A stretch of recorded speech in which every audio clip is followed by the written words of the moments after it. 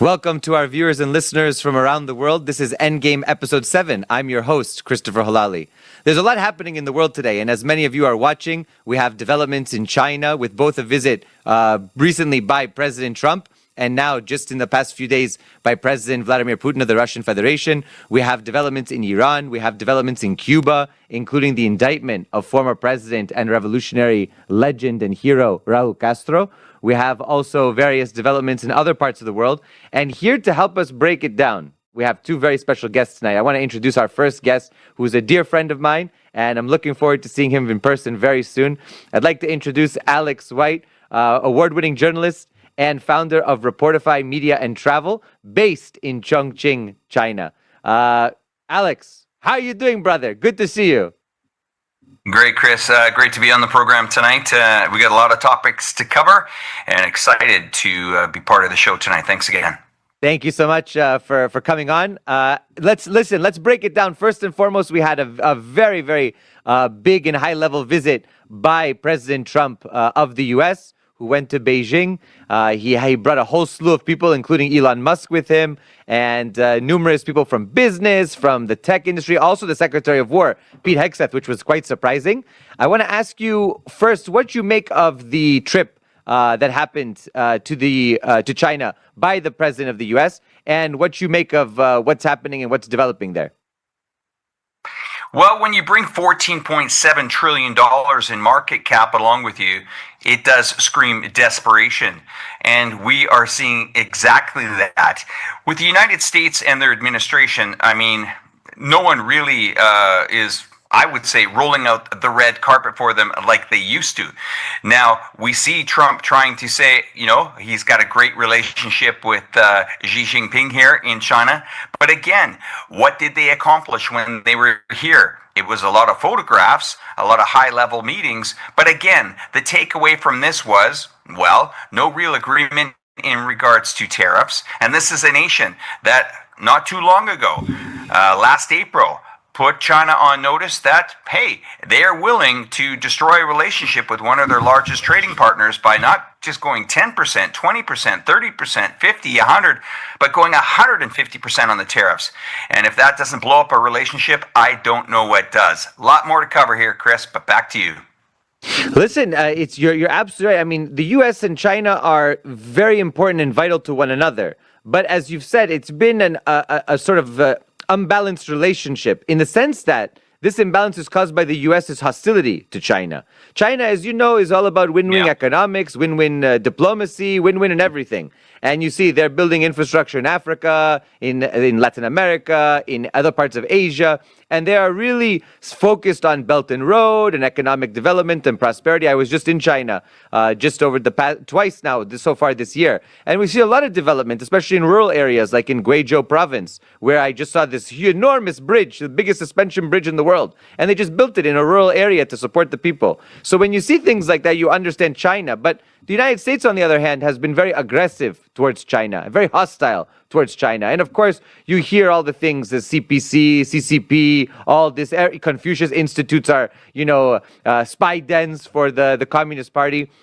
Now I want you to take that trip, and I want you to then assess it with the recent trip after 25 years of good relations by President Vladimir Putin of the Russian Federation. Now, Soviet Union and China had a long-standing relationship, 1949 and before. The Soviet Union supported the communists in the war against the Japanese, then also in the war against the Kuomintang, and then, of course, helped them build the country for the first decade or so. So there are warm relations. There was also a frosty period, Sino-Soviet split, all these things. Now, in the past 25 years, we've seen real strength, and I think the deepest relationship we've ever seen between Russia and China. What do you make of President Putin's visit, and how is it being seen in China? Well, you saw it, red carpet rolled out. This is a relationship that will not be torn apart, no matter how hard the Americans throw down the geopolitical carpet.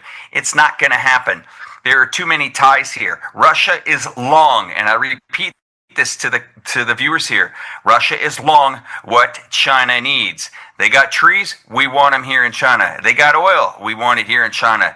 They got natural gas, we want it here in China. And when you got a neighbor like Russia, which is geographically one of the largest nations in the world, and they're good friends to you, well, good things happen. Also, let's not forget what has happened to Russia over the last few years here in regards to, my focus is a lot on the economies here. I'm a derivatives trader. I've been trading derivatives for over 20 years here. And when you shut down an economy or try to shut down an economy like Russia's by sanctions, by, shutting off Visa, shutting off MasterCard, American Express, pulling out a lot of the top 500 listed companies, either on the S&P or even the Forbes financial companies, out of Russia to try to bring it to its knees, and that fails, well, guess what you have done? You have set a precedent to any other country around the world that says, you know what, America? You can give her your all, but you ain't going to break us. And this is what's happening here, Chris, in China, as the Belt and Road continues to scoop up countries. And we are talking not one or two that you can count on your hand here, but we are talking over 155 countries that have now joined the Belt and Road. What does that mean? What does the Belt and Road mean to the actual viewers here? Well, it's a bonding relationship that is built with support. China will come in. They will support a nation. They will help a nation build its infrastructure. They will open up small banks like they used to in the old days in North America, where you could meet your bank manager, you're a small business owner, you wanted to start a company and needed a little bridge loan. Banks would do that. America, well, they'll take your money and your home while they're at it. In China, what they do is they get behind these nations. They build small businesses. It's like connecting the dots worldwide here. And when you got 154 million or 154 countries trading multi-billions of dollars, good things happen. Now, what does that mean for the trading environment for the United States? Well, you hear them scream, you hear them shout, and as my father always said, the guilty scream the loudest here. America loves to bomb, America loves to bully, and America loves to bankrupt nations. Well, China, they go in there and they pretty much, I would say, revolutionize entire economies. We've seen it. Look at some of the high-speed rail going in Kenya. Yes, Kenya. Some of these nations that are experiencing boom times ahead. This is a relationship that continues, and there's something else that the viewers have to understand. Is there are very, very powerful technology here in China. They have a super app, which most countries don't really understand what that means. This super app is called WeChat. In WeChat, you can systematically open a company in less than 2 days, open up a bank account in less than 1 day, and transfer to all these nations around the world. 154 of them will now embrace this technology.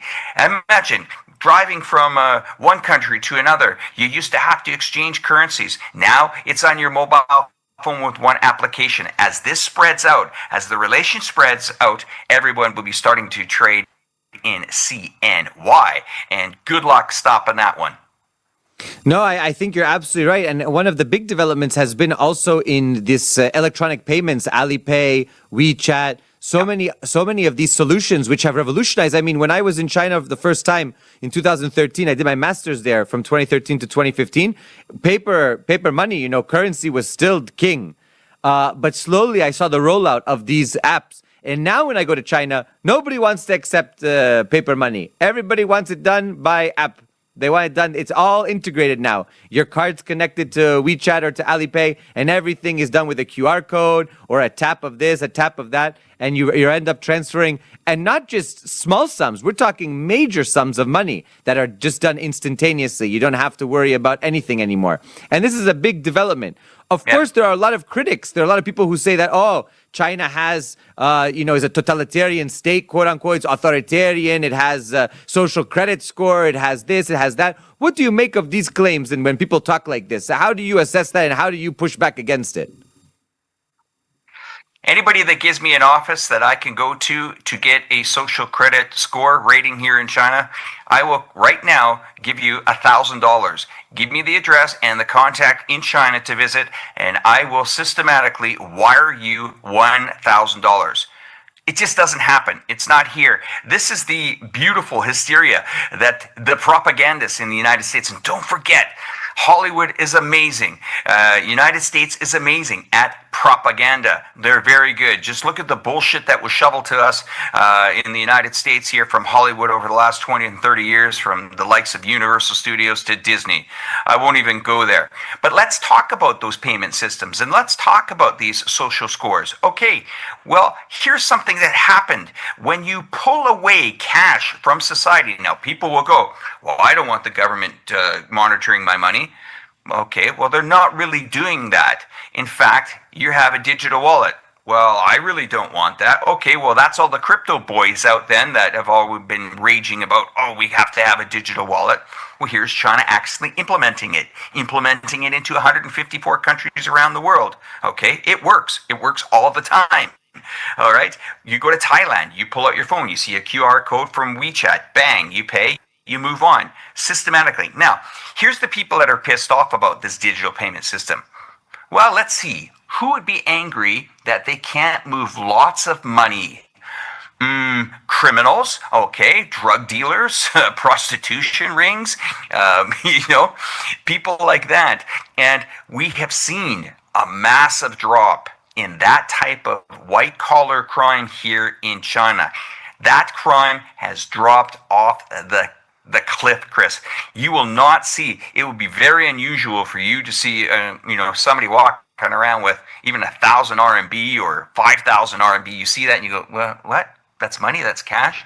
You stick out like a sore thumb here if you're walking around with wads of cash. Never seen it. Actually, I've never seen it in 5 or 6 years here. Now, let's talk about the social credit score system here. I mean, that's quite unique. Now, where they may be getting that is they might be seeing a few internet videos. Jordan Peterson, this guy's, I don't know where his brain went when he came to report China, but get on a effing plane and get over here, Mr. Peterson, before you look like a jackass. Now, if you try to really dissect that social credit score, okay, let's say somebody doesn't pay their loan, or let's say somebody defaults on a loan here. Well, there are laws in place that, well, it's going to be pretty difficult to travel outside of the country when you owe somebody money. Not a bad thing to do. If you're ripping off banks or ripping off, people in some shady deals, well, I think the victims would like to see that you can't really just kind of get away or head to Mexico. So it's something like that. Now, also, if you have a bad credit rating, you don't know how to manage your credit cards properly, yeah, you're going to have a credit card score, not a social credit score. Now, this whole thing about people not being able to take trains or being blocked by that, I've never seen it. If that does happen, it's quite unique. But yeah, and let's move on to the other thing about China here, that there's a very big misunderstanding is that this country, there's a lot of United States here in China. A lot. And what I mean by a lot is there are a lot of companies that sell their goods here. We have Tesla. And I think the average viewer thinks that Tesla is just a car that's made in North America. No, they have a gigafactory here in Shanghai. Now, Tesla sales haven't been doing that well here, Chris, lately. I was at the Beijing Auto Show 2026, saw over 1,450 vehicles there at the show, hundreds of new launches, didn't see Tesla. Actually, didn't really see many North American car products there on location. And, well, that's because the new energy vehicles, which people laughed at, people mocked at, people said these vehicles were garbage. They start on fire. They're terrible. They're a golf cart on batteries or a mobile on batteries. They ridiculed this new energy vehicle industry for years. Well, they're eating their words now. This business is absolutely booming, and it is coming to a country near you. They are unstoppable. We've seen the Japanese do it in car making. We saw the Koreans do it, and now it's China's turn. And this is going to be a total, and I'm telling you guys right now, an absolute total knockout to Ford and General Motors. Now, people would say, yes, but Chris, the Chinese, they're subsidizing their cars. And that's why they make them cheap. Now, I know that's not the consumer complaining that they're getting a cheap car. I know that's a consumer that would say, geez, if they're subsidizing, if they're that stupid to subsidize, then well, I'll take a couple, right? I don't think you would mind zero gravity seats, 27-inch drop-down monitor in the back seat, 1,000 kilometers to 1,400 kilometers extended range car that is autonomous driving with LiDAR technology and surround sound with 14 airbags. I don't think the average person would mind that. But let's say they are subsidizing the car industry. What does America do when they bail out General Motors when they're going out of business? They bail them out for billions. Did the taxpayer get their money back from that? They certainly didn't. So this is what's interesting. We are now seeing that this new energy vehicle business is moving. It just now arrived in Canada. It has been arriving in South American nations. It's been arriving in all nations around the world. These cars are being welcomed. It's a beautiful thing. It's China's turn. Get out of the way, guys. Let these guys come in. Now, another thing I just wanted to unpack here, so people can really understand that this isn't just about China, China's dominance. China doesn't want to take over the world. They're actually more interested in collaboration.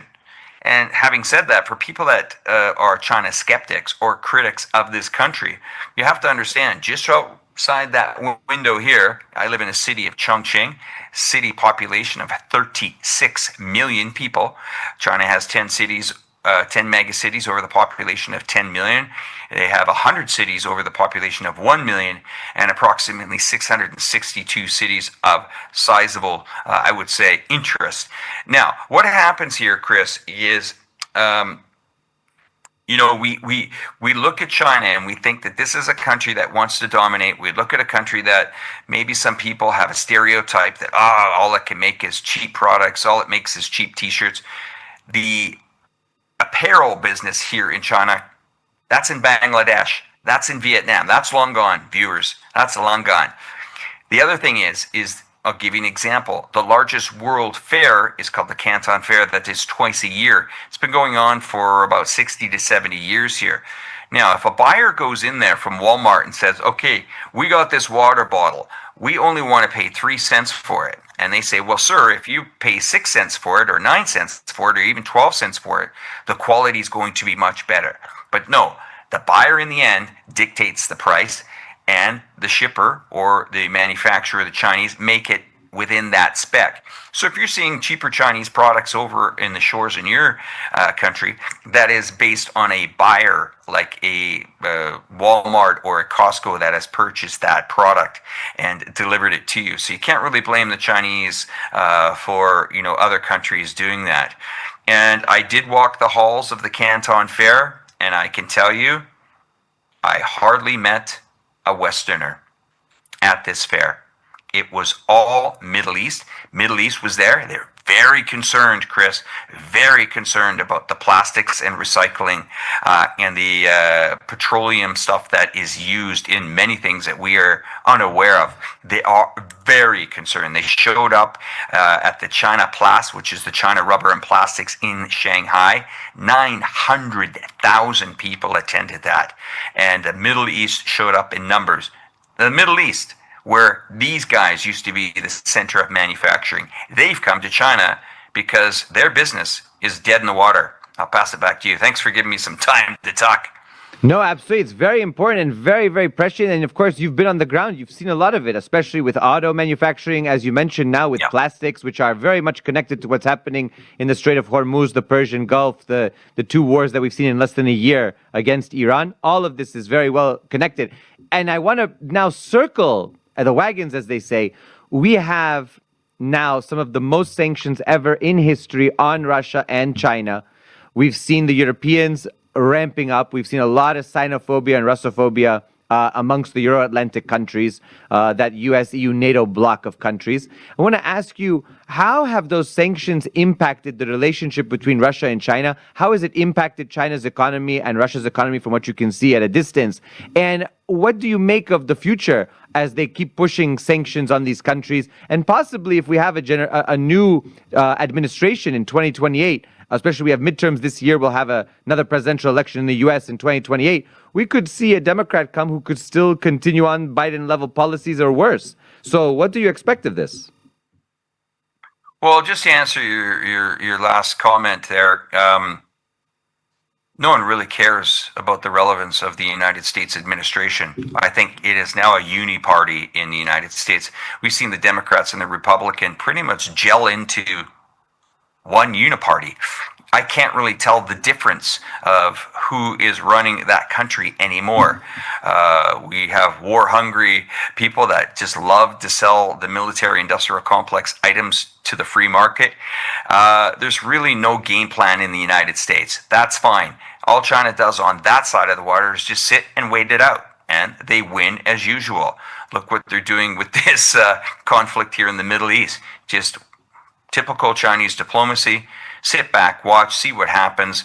And when it's all over there, do you think they're going to invite the Americans in to rebuild Iran? Really? American construction companies? What about the GCC countries? Yeah, let's bring some Saudi Arabian, property developers in to rebuild Iran. Not happening. Okay, so on to your other question here, Chris. The relationship. It's like, the old Dire Straits song, brothers in arms. And that's what's happened here. The Americans have pushed China into the arms of Russia and Russia into the arms of China. This is a bond that is now strong. And we got to look at, population. We have India in the fray here as well. You throw India's population, you throw China's population, you throw Russia's population, and you throw all the Belt and Road population, you got pretty much 7/8 of the entire, we'll say 7 billion people, and you got 1 billion there that will pretty much have to speak for themselves, because the Russians are not going back. They are not going back to Europe. It's not going to happen. Like hell, are they going to trust anybody that has sold them property or hotels or even soccer teams anymore? We see what happens when they don't like it. Okay, let's go take the soccer team. Okay, let's go take their hotel. Just because they're Russian. Okay, let's kick them out of Eurovision. All right, but we'll let true genociders into the competition. Okay, that doesn't make sense. But anyway, I think, Europe is going to be a forgotten continent. It's going to sink into an oblivion. I'm expecting some very, very high futures for natural gas to happen here soon. This is the calm before the storm, and this is going to be one hell of a shock that's going to come through the system. I'm going to tell you guys here, the last real cargo VLCC that has pretty much emptied its oil in Louisiana or some of these refineries was over a month ago. Now, we are seeing a little bit of window dressing from the Americans here. They're very clever. Let's just draw down our stockpile that we've built for 2 or 3 decades of oil, just to make sure that everything is fine. Oh, don't worry, everyone. Oil will go down when this conflict goes down. Well, you take 16 to 20 million barrels of oil out of the system, do the math, do what the emergency backup can cover. We're in a ticking time bomb here, Chris, and I'm very clear here. I made this prediction last year that oil would hit 125, 130. It did. What a lot of people don't realize here is what you're seeing quoted on the websites like the CNBC or Bloomberg. You're seeing paper traded oil.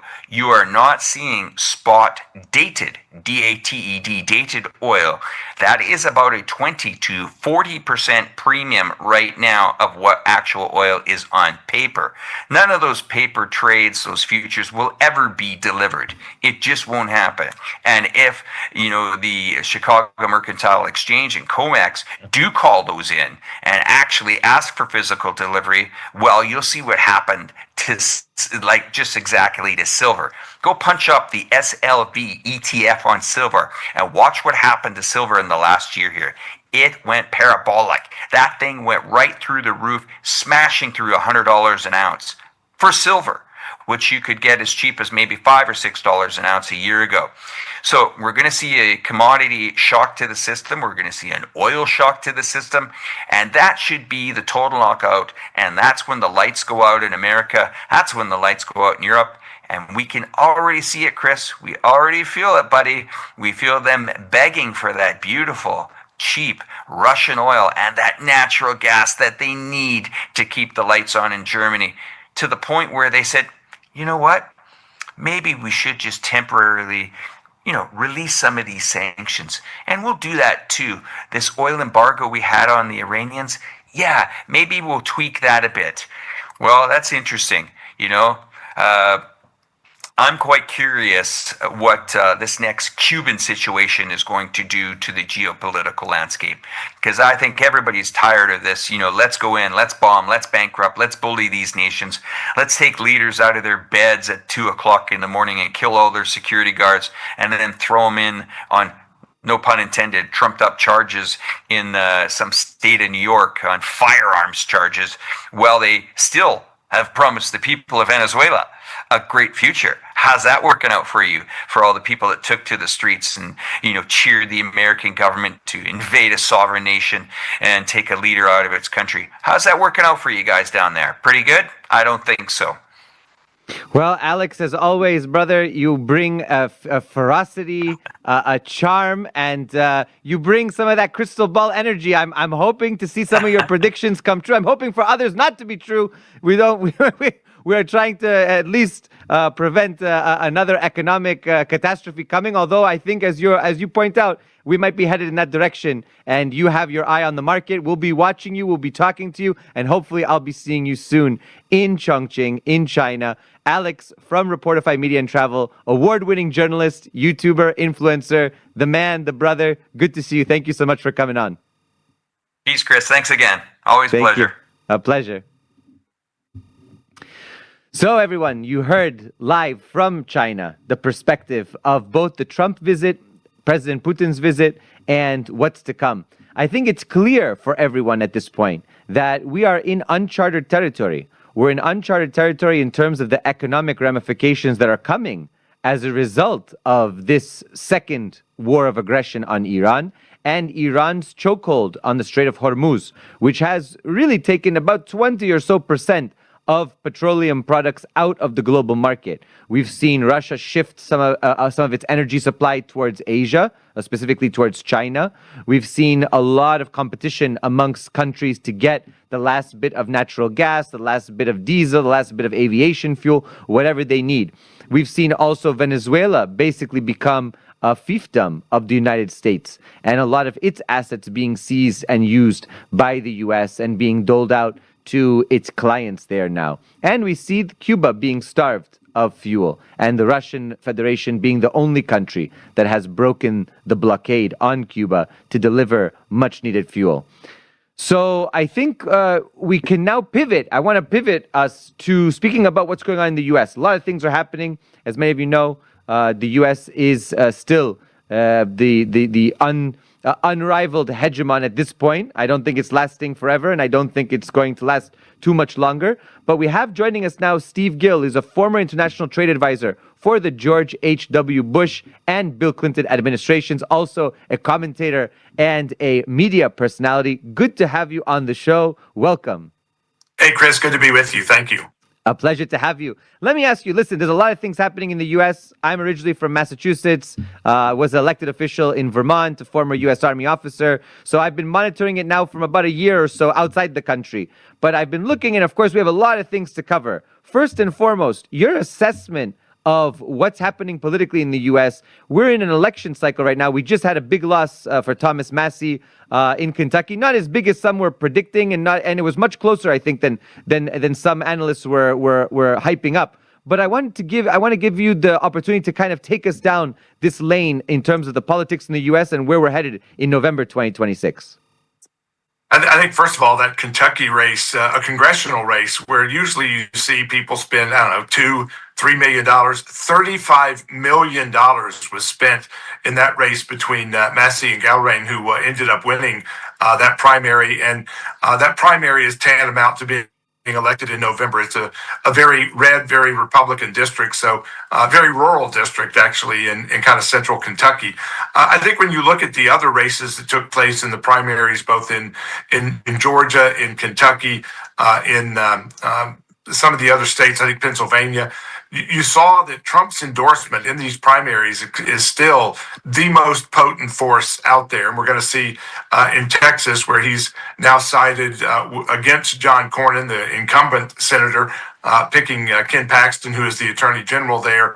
It looks like that is going to carry Paxton to the primary win there. So I think when you look at all the races, congressional races, Senate races, some gubernatorial races that took place, Trump was about 26-0 in the primary picks that he made, endorsements he made. So his power within the Republican primaries is still off the charts. We will see in November, and a lot of things happen between now and then. We've got the economy, we've got what happens in Iran in the coming months. If gas prices come back down, I think the economy continues to boom. You've got a new Fed Reserve chairman who's going to be taking over. That could lower interest rates. But we'll see if Trump's power in a general election is as powerful as it clearly is in primaries. Let me ask you on that note, so there's been a lot of there's a lot of people who are crystal ball reading on one side or the other, where things are going, where things are headed. MAGA's splitting apart. There's a civil war, things. It looks, the numbers in the primary were indicative, say 45-55 kind of split, plus minus nine points. I think that was pretty indicative that clearly amongst primary voters in this district, there was some disagreement. And maybe some loyalty to Massey for him serving there for as long as he did. And also, a lot of that money, as you said, 250 years of the Republic and the most money ever spent on a congressional race. That's a lot. That's a lot, just on a congressional race. Let me ask you, are we going to see in 2026 the repercussions of what has happened in the Middle East, what has happened in Venezuela, come home to roost in the sense of what politicians are going to be saying and doing, and what voters are going to be doing with their ballots? Do you think that we're going to see some of that, or do you think this is going to be driven by the economy mostly, and that foreign policy stuff is mostly on the fringes or on social media and not necessarily as prevalent amongst voters' minds and sort of pens and buttons on the computer? Yeah, and Chris, I think that's the exact question. Again, the default setting for Americans has, from the very inception 250 years ago, been to avoid foreign entanglements. That's what President George Washington recommended: stay out of other countries' business. And the default setting for most Americans is to worry about home, not what's going on overseas. Now, again, what happens internationally does have an impact. I think Americans often overlook that in terms of that kind of self-absorbed focus of domestic policy. But at the end of the day, people vote their pocketbooks. They vote what affects them: safety of their communities, the schools their kids are going to, the economy that affects them, whether it's their jobs, whether it's the cost of groceries, the cost of gasoline. So I think what we'll see as we move closer to November, when the midterm elections occur, there's going to be more of a focus, certainly by the White House, certainly by candidates, on fulfilling the desires of the American voters of, how does this affect me? Now, again, there's a lot of Venezuelans that are expats here in the U.S. that feel pretty good about what's happened in Venezuela. You have others that are seeing what's happening in the Middle East, whether they're Iranian expats for the past 47 years. There are pockets that will certainly appreciate what President Trump is doing in the Middle East. But at the end of the day, it is the economy, stupid, as we hear so often. Chris, you've lived in the United States. You know the United States. I can't tell you today exactly what a loaf of bread costs. I can't tell you exactly what a stack of bananas cost. But everybody knows exactly what gasoline costs to the penny, because there are signs on every street corner in big, bold, vibrant letters telling us minute by minute what those prices are. When they come down, that will be a big boon to the Republicans. If they stay high, even if they're higher than or lower than they were under Joe Biden, people don't care about the past. They want to know, what's it going to cost me to fill my tank today? If those prices come down, Republicans will be in great shape. If they don't, it's going to be a more difficult cycle than they'd like to have. I think you're absolutely right. And by the way, for me, my metric was $2 Chuck, although it's no longer $2. It's now $3 Chuck or $4. But I think you're absolutely right. People are definitely. You're going to have to, Chris. You're going to have to go to a single patty instead of the double smash burgers for a little while. I know. What can I do? Come on. Listen, I think that one of the things that I've been watching very closely has been some of the appeal of some of these influencers who've had sort of a big kind of push, especially on social media. There's a lot of people murmuring around me in my circles about a possible Tucker run in 2028, or a Massey run, or is Marjorie Taylor Greene coming back, or who has ambitions. What do you see, or at least from the outside, it's normally not a person coming from outside of politics. Trump was an anomaly, but and Reagan as well. But more often than not, people come from within established political circles. They make their way through the political life, and then they get into politics. What do you see of that as sort of a possibility for 2026 into 2028? We have really seen a rise of celebrity politics. And again, whether it's, President Trump, one of his biggest advantages was that he had been the host of The Apprentice. The biggest stars, the biggest celebrities in politics and sports and entertainment would be with Donald Trump calling him Mr. Trump. I mean, that gave him a credibility and a visibility that is, I think, really was more significant than people, caught it at the time, because it wasn't just that he was visible himself. It was the biggest, most visible celebrities were showing deference to him by calling him Mr. Trump. I don't think that Tucker or Marjorie Taylor Greene or these others have that kind of celebrity status. They may get clicks, they may get eyeballs, and there's such a rush in the influentials business these days of what can get clicks. But does that really translate into a policy that the voters will embrace?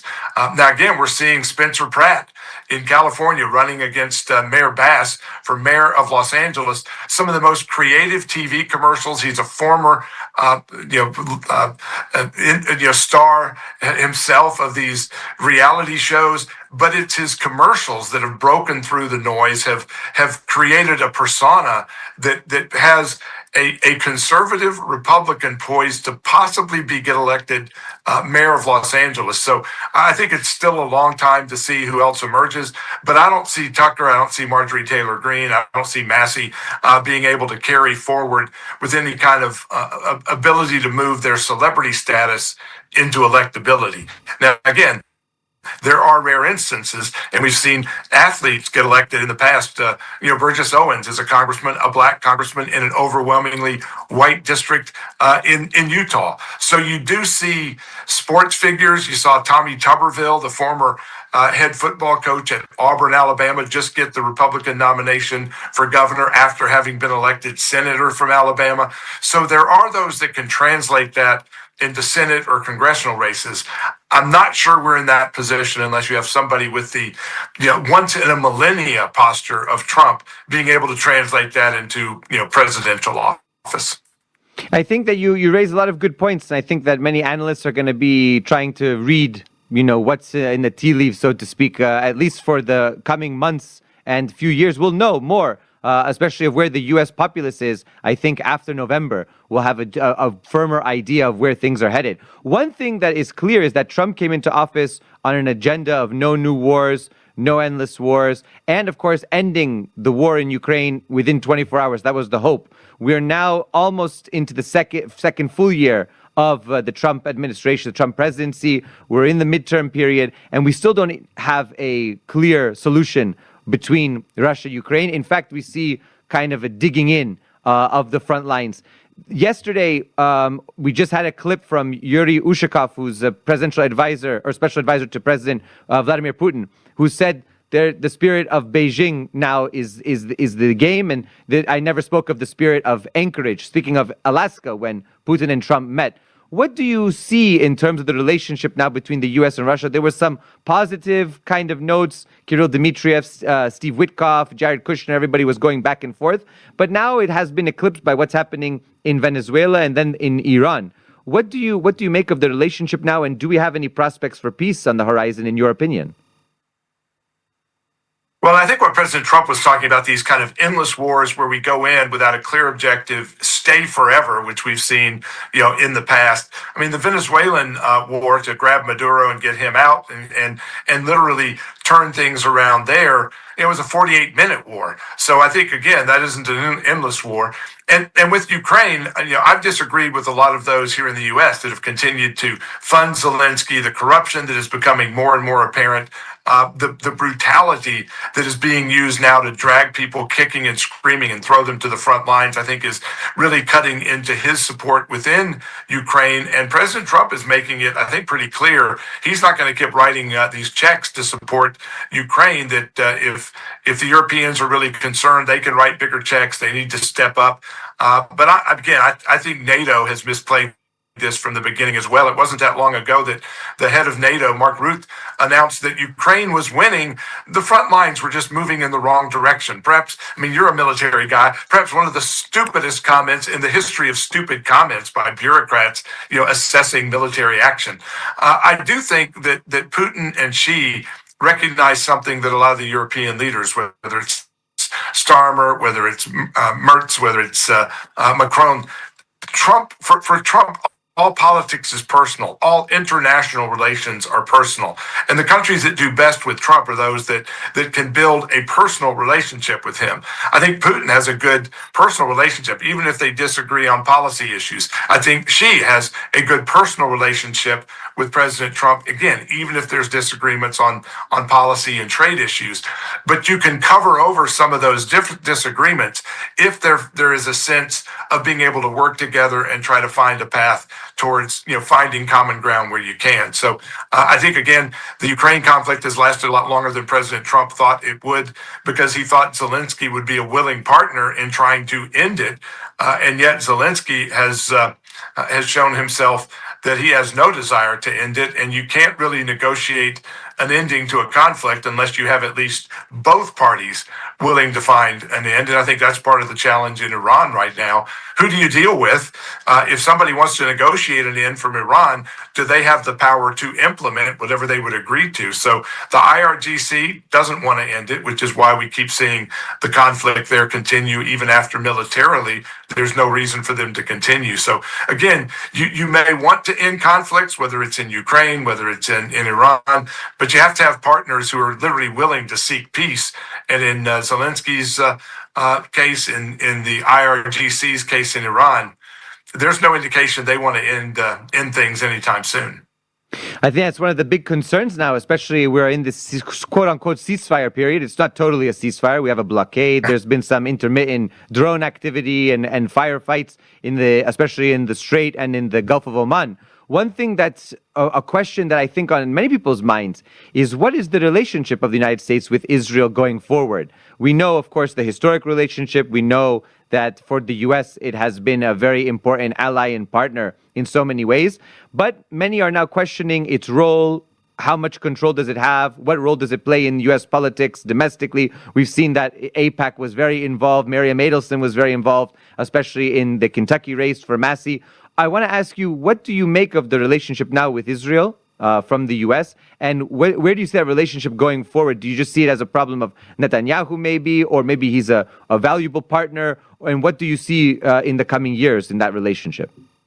Again, great questions, Chris. I think, first of all, AIPAC plays an inordinate role, I think, in American politics. But, as again, you've run for office, you've served. Money talks. Money doesn't just talk in American politics. It screams loudly. And when you've got AIPAC putting so much money, not just into congressional races, Senate races, in some cases, governor's races, but they invest in state house and state Senate candidates to create that affiliation early in many politicians' careers, and there's no real balancing act to that. I personally have a real problem with any foreign countries playing a big role in U.S. internal politics, and I think that that's going to continue to get a lot of scrutiny. I think one of the problems that Massey had was that it wasn't just the Israeli investment, the AIPAC investment in his opponent. It was his anti-Trump, voting for Trump's impeachment, voting against some of the core conservative values of his district. It's been couched in terms of Israel's impact on his race, but I think he had much bigger problems than just that. I think going forward, I think Netanyahu has serious investigative issues in Israel, and a little bit like Zelensky, in my view, once the wars end, for Israel once this major conflict with Iran ends. I think Netanyahu faces serious, criminal investigation and prosecution. I think Zelensky's the same way. He has to keep the war going because at some point, investigations into the corruption, the bribery, where the money's gone, the number of dead Ukrainians that could have been avoided if they had accepted an exit ramp earlier. I think both Zelensky and Netanyahu have personal incentives to keep the conflicts going, and we'll see how that plays out, going forward. I do think that there is a special relationship between Israel and the U.S. that is founded upon the fact that it has long been our sole democratic partner in the region. But I think when you look at what's going on with the UAE, Bahrain, Qatar, the Saudis, Kuwait, and the rest, there are now, again, even Lebanon having some direct conversations with Israel. The entire Middle East is changing thanks to what Iran has done in bullying their neighbors. And I think there's going to be other partnerships that the U.S. can have and rely upon, again, from the UAE, from Saudi Arabia, and others, that will change the reliance of having to have Israel as a sole democratic business responsible partner in the region. And I think that's probably the unwritten story at this point, is how much that region is changing, and hopefully it will be for the long term. Yeah, we're gonna see, especially in the coming days and weeks. I think everybody is waiting with bated breath as to where this is heading. Are we headed to a negotiated settlement, or are we heading to a third round of fighting? I think that's one of the really big questions that's still out there, and I wish I had a crystal ball. I'm sure you do as well, to predict it. But sadly, we can't predict it. We don't know where it's necessarily heading just yet. Another thing, Chris, if I had that crystal ball, I'd be picking lottery numbers. That's the easy win. Come on. Then we wouldn't have to worry about gasoline prices. No, you're absolutely right. Let me ask you, a lot of people are concerned about what's going on domestically in the U.S., what's going on internally. We had, of course, the Biden era. We had some of this woke insanity. We had the COVID era. There was so much that happened and transpired. It feels like ages ago. It feels like I have to be an archaeologist for my own life. But it was just only a few years ago. What do you make of the changes that have come under President Trump, and where do you think the U.S. is headed? In terms of especially the younger generation, some of the social ills, some of the instability that we've seen amongst some segments of the society. I'm concerned about, a lot of the traditional values. I grew up in a rural area in New England, of course, town meeting, all this stuff. It was very nice, very quaint, very, peaceful and safe life. But I think a lot of that stuff is disappearing slowly because of the economic pressures, the social pressures, and so many other ills that are kind of affecting the society. Where do you see it? How do you assess it? I think the core American values that you grew up with, my dad was a career Air Force fighter pilot. I grew up from Anchorage, Alaska to Miami, Florida, went to 10 different schools across the United States growing up as a kid. And I'm in Tennessee, I'm in Nashville, where, again, those kind of rural conservative values, even in our growing cities like Nashville and the suburbs, remain where most Americans are.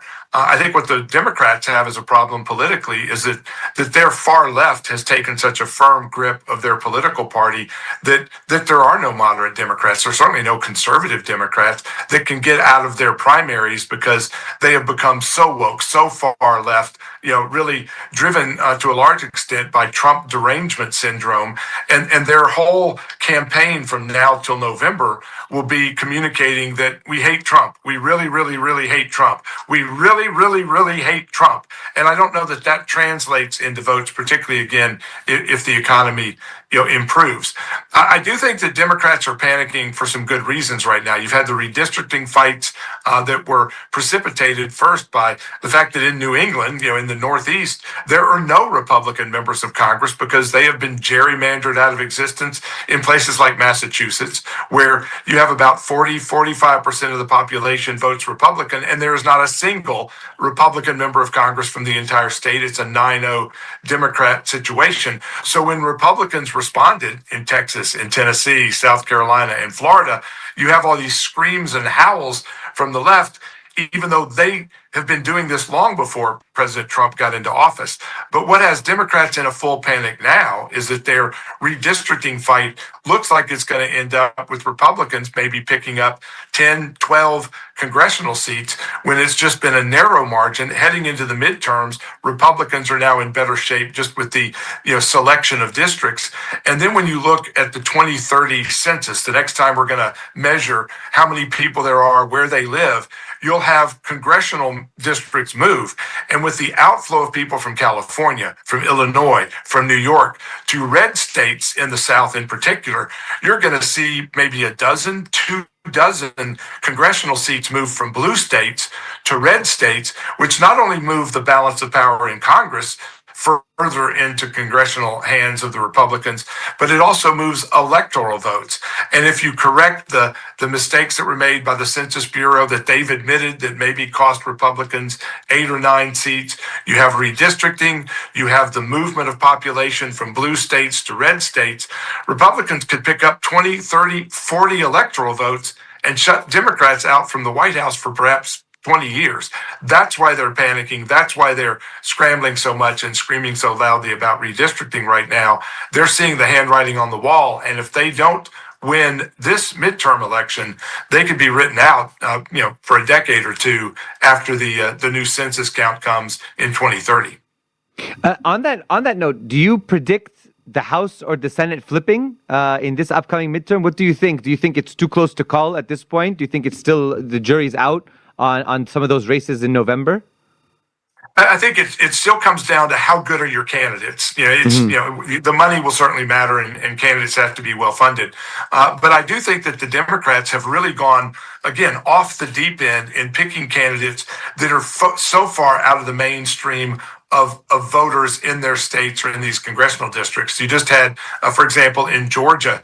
The Republicans are running for a gubernatorial candidate who's conservative. The Democrats have nominated a black female radical mayor of Atlanta that's probably not going to play well there.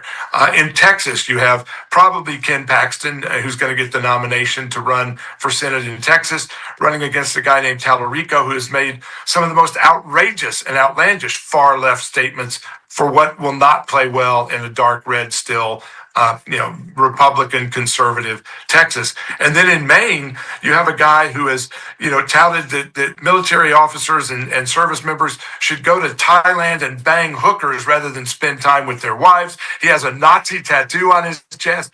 That's who the Democrats are running in Maine for the U.S. Senate. So they've picked really bad candidates. The question is, in the primaries over the next month or so, can Republicans do a better job of not falling prey to what we've done in the past, picking people who were so far to the right they couldn't get back to the middle and win those independents and those moderates in the general election.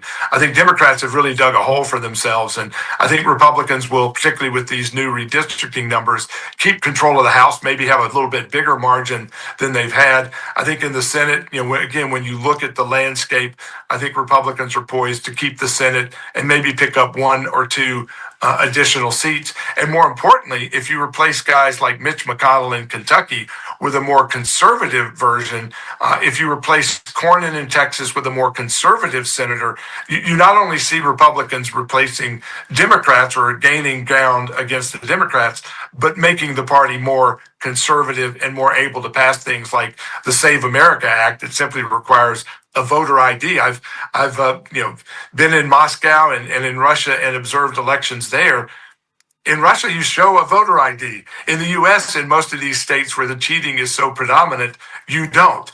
So again, I think there's ways to improve the election integrity here. Follow the lead of what our friends in Russia have done. I like the fact that you have video cameras observing voting as it takes place and the counting. There's no reason we shouldn't be doing that here, except it sure makes it a lot more difficult to cheat. No, you're absolutely right. And I think that it's clear that if Republicans maintain control of the House, the Senate, or both, that certainly the last 2 years of the Trump administration will be a fiery one, and he's going to be emboldened to do some probably big things on his way out. Let me ask you finally, you were an international trade advisor. A lot of talk about the economy. We talked about it. It's the economy, stupid. We know that to be the case. We still have sanctions. We still have, ongoing trade disputes and trade war in some areas. to sum up, in your opinion, where do you see the economic situation going internationally? Do you see some agreements coming down the line, or do you think that we're still going to have this kind of unevenness and hostility towards some of the other big and major countries that are coming up, that are rivaling the U.S.? And will we still see some of the trade war stuff we saw in the first 2 years continue on to the last 2 years? I think we're going to continue to see Trump use tariffs to balance trade with these countries. Again, keep in mind that in many cases, these countries have been imposing very high tariffs on both goods and services provided by the U.S. Under Trump, we simply responded. People say, why did Trump declare trade wars? We've been at war with many of our competitors. We just didn't fight back. I mean, in Canada, for example, they've had high tariffs on oranges. It's not because they're trying to protect the orange groves in Vancouver and Edmonton, Canada. It's because they had other trade deals where they were trying to protect and punish, U.S. companies that might be wanting to ship oranges or milk or anything else into Canada. So a lot of the response that President Trump has done has been in response to high tariffs imposed on our goods and our services that have kept us out. And I think you're going to see that, continue to play for a while. I do think that President Trump, and this is where I would agree with him, that he's moving companies back to the U.S. Again, move your company from, the Netherlands back to Milwaukee, and you won't have to be paying tariffs. It's bringing jobs, it's bringing investments. But all of the benefits of that will decline, so that tariff impact won't have the same revenue impact moving forward as you get companies moving here. So he's counting on big revenue from tariffs that will decline as companies move, invest here in the U.S. and start producing goods here. So I think they have to be very careful to rely on some of those revenues, reducing the deficit, reducing the trade deficit, reducing the budget deficit, when that is truly a zero-sum game. It will decline as more of those companies invest here and you don't collect those tariff dollars. Well, I certainly think that we're in for a wild ride, economically speaking, but I think that we are in a period of rebalancing and shifting and transformation in the international economic order as well as the political order. So we will definitely, keep abreast of all the news. And it was a real pleasure to have you on, Steve Gill, former international trade advisor for the George H.W. Bush and Clinton administrations. Pleasure to have you on, and I hope to see you again soon. Thank you. I look forward to it. Looking forward to it as well. Well, thank you all again for joining us. If you haven't liked, commented, subscribed, and shared, please do so. And for episode 7 of Endgame, this is Christopher Halali signing off. Take care.